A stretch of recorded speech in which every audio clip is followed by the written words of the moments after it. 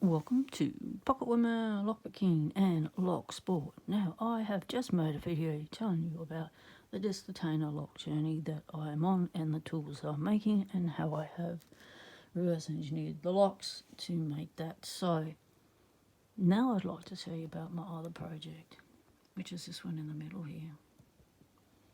This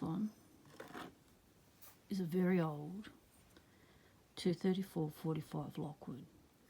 It's in the stainless steel chrome plated housing.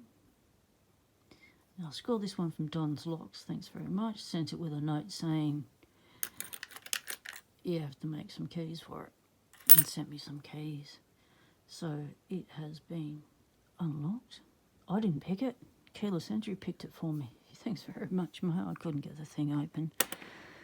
And this is what's inside of it. That's its thingy. Like so. And the core goes in there, and that's its core.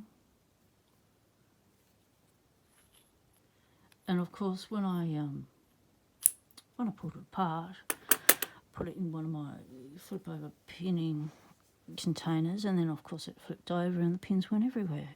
So I have no idea what order the pins were in. That's the actuator, so I can make a key up to any bitting I want.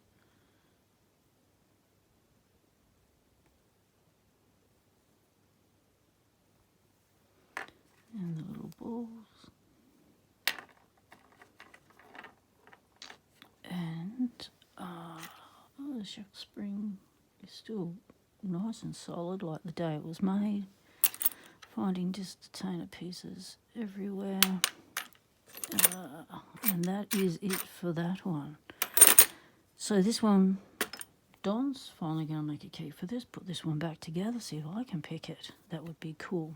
The other thing I want to show you is, I'll show you in another video. Thanks for watching. Stay legal. Temptation is everywhere.